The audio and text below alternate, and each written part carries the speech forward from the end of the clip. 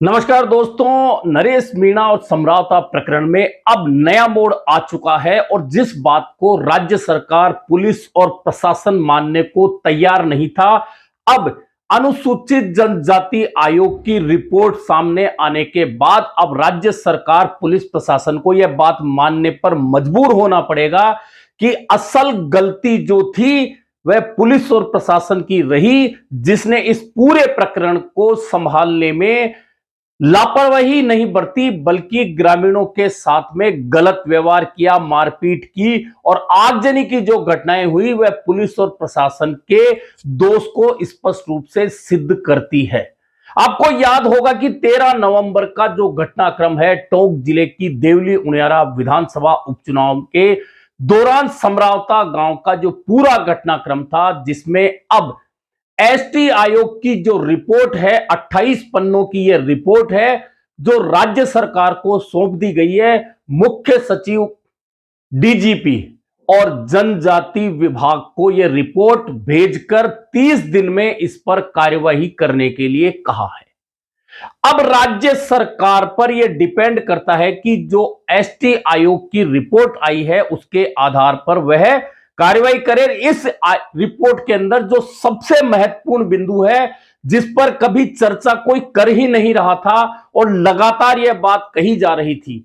और ग्रामीण भी यह बात कह रहे थे कि दरअसल जो पूरी गलती है वह एसडीएम की थी और एसडीएम जबरन गांव वालों को डरा धमकाकर वोट कराना चाहता था, जबकि पूरा गांव वोटिंग के खिलाफ था। और यही कारण था कि जब जबरन वोटिंग कराने का प्रयास किया गया तो जो प्रत्याशी निर्दलीय थे नरेश मीणा, उन्हें गुस्सा आया और उन्होंने उस गुस्से में एसडीएम को थप्पड़ मार दिया। और उस थप्पड़ मारने के घटनाक्रम के बाद में जब पुलिस ने रात को जो भी कुछ किया, बल प्रयोग किया, आगजनी की, पथराव किया, उसमें कहीं ना कहीं पूरी गलती एसडीएम और पुलिस प्रशासन की एसटी आयोग ने मानी है और रिपोर्ट भेजते हुए राज्य सरकार को कहा है कि एसडीएम सहित तमाम जो पुलिस और प्रशासन के अधिकारी हैं इस मामले में जो दोषी रहे हैं उन पर कार्यवाही की जाए। अब राज्य सरकार इस मामले में क्या करेगी?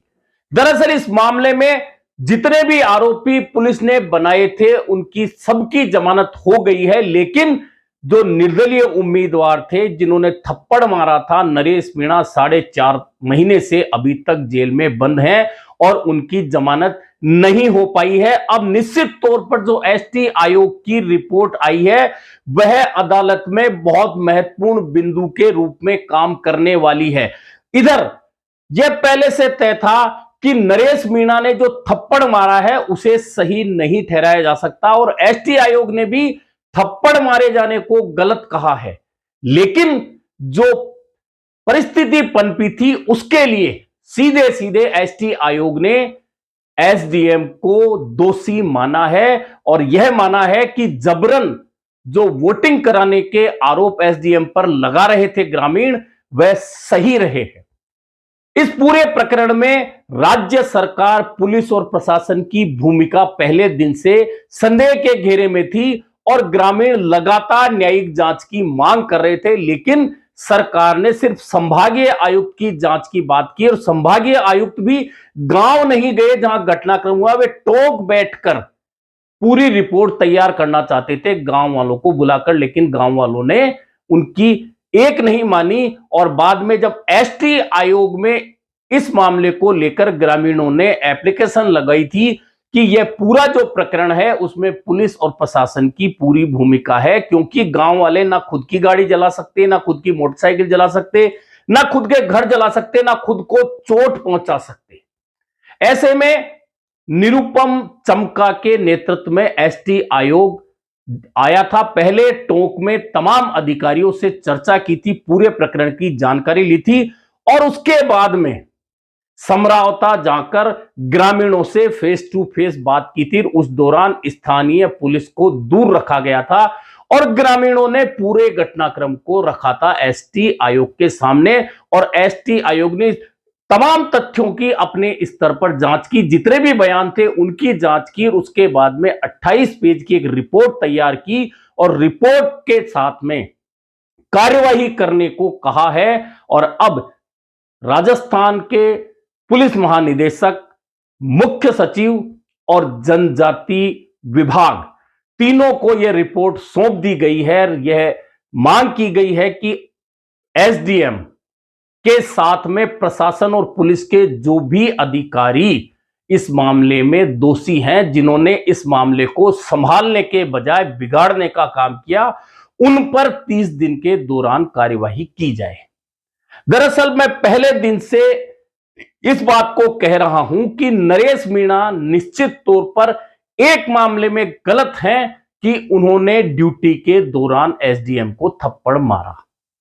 लेकिन इस एक गलती के अलावा जितना भी प्रकरण रहा, एसडीएम जबरन वोट डला रहा था। और यह बात तमाम ग्रामीण एक बार नहीं, सैकड़ों बार मीडिया के सामने, मंत्री के सामने, पुलिस के सामने लगातार बोल रहे थे। लेकिन इसके बावजूद एसडीएम पर कार्रवाई करने के लिए राज्य सरकार की ओर से कुछ भी नहीं किया गया और सिर्फ नरेश मीणा और उनके समर्थकों को दोषी ठहराते हुए जेलों में डाल दिया गया। हालांकि तमाम लोगों की जमानत हो गई, लेकिन नरेश मीणा 4.5 महीने से अभी जेल में बंद है। लेकिन इस पूरे प्रकरण में सबसे बड़ा पहलू यह है कि समरावता गांव, जिसमें यह सारा घटनाक्रम हुआ, पुलिस ने जिस तरह से खाना खाते हुए रात को ग्रामीणों पर लाठीचार्ज किया, पत्थर फेंकते हुए पुलिस के वीडियो दिखे, गाड़ियां जली, मोटरसाइकिलें जली, घर जले, छोटे छोटे बच्चों तक को चोट आई। ये तमाम चीजें वीडियो में एक के बाद एक दिख रही थी, मीडिया में नजर आ रही थी। लेकिन इसके बावजूद पुलिस और प्रशासन अपनी गलती मानने को कहीं भी तैयार नहीं आ रहा था। और यही कारण था कि जब किरोड़ी लाल मीणा और जवाहर सिंह बेडम, जो गृह राज्य मंत्री हैं, समरावता गए थे, ग्रामीणों से बात की थी, तब भी ग्रामीणों ने यही आरोप लगाए थे कि पुलिस और प्रशासन की गलती है, क्योंकि हम अपनी गाड़ी नहीं जला सकते। और खुद किरोड़ी लाल मीणा ने भी यह बात उस समय मानी थी कि ऐसा नहीं हो सकता कि गांव वाले अपनी ही गाड़ियां, अपनी ही मोटरसाइकिलें, अपने ही घर जला लें या अपने खुद को चोट पहुंचाएं। लेकिन इसके बावजूद राज्य सरकार की ओर से इस मामले में कोई कदम नहीं उठाया गया। अगर राज्य सरकार दबाव में आई तो एक जगह आई कि जब पहले नगर फोर्ट में और चौथ का बरवाड़ा में 2 बार हजारों लोगों ने खड़े होकर हुंकार भरी, उसके बाद में जब बजट सत्र चल रहा था, उस समय जयपुर में विधानसभा घेराव को लेकर आंदोलन की तैयारी हुई। उसके बाद राज्य सरकार ने पहली बार इस मामले में समझौते की राह पकड़ी और नरेश मीणा के समर्थकों और उनके अभिभावकों को बुलाकर सीधे मुख्यमंत्री से चर्चा कराई। मुख्यमंत्री से चर्चा के बाद में विधानसभा घेराव का कार्यक्रम निरस्त हो गया। 1 महीने का समय राज्य सरकार ने इस मामले में मांगा था। लेकिन 1 महीना बीत जाने के बावजूद राज्य सरकार ने ना तो मुआवजा दिया, ना नरेश मीणा की जमानत हो पाई, क्योंकि जमानत का मामला अदालत पर निर्भर करता है। अदालत किन तथ्यों के आधार पर नरेश मीणा को दोषी ठहराती है या फ्री करती है, जमानत देती है, नहीं देती है, सब कुछ अदालत पर डिपेंड करता है। और लगातार उस मामले में, अलग अलग मामलों में सुनवाई चल रही है। एक मामले में अदालत जमानत को खारिज कर चुकी है, जबकि दूसरे मामले में अभी मामला विड्रॉल किया गया था पिछली तारीख में, उसकी सुनवाई दोबारा होनी है। यह सब कुछ अदालत तय करेगी कि नरेश मीणा की जमानत कब होगी। लेकिन अब जमानत से पहले और अगली सुनवाई से पहले एसटी आयोग की यह रिपोर्ट आना बहुत महत्वपूर्ण कड़ी बन गया है इस पूरे प्रकरण का, पूरे केस का। और एसटी आयोग ने जिस तरह से माना है कि इस प्रकरण में एसडीएम जबरन वोट डलाने का दोषी है, पुलिस प्रशासन इस पूरे प्रकरण में हैंडल जिस तरह से करना चाहिए था नहीं किया, उसके लिए दोषी है। और इसके लिए एसटी आयोग ने, राष्ट्रीय एसटी आयोग ने राज्य सरकार के मुख्य सचिव, डीजीपी और जनजाति विभाग को रिपोर्ट जो भेजी है 30 दिन में कार्रवाई के लिए जो कहा है, वह अब नरेश मीणा की जमानत में तो महत्वपूर्ण साबित होगा ही होगा। लेकिन समरावता को जो अब तक मुआवजा नहीं मिला है, उस रास्ते में से भी एक बहुत बड़ी बाधा हटने वाली है और समरावता के लोगों को न्याय मिलता दिख रहा है। लेकिन अब सबसे महत्वपूर्ण बात यह है कि राज्य सरकार राष्ट्रीय जनजाति आयोग की रिपोर्ट पर क्या कार्यवाही करता है,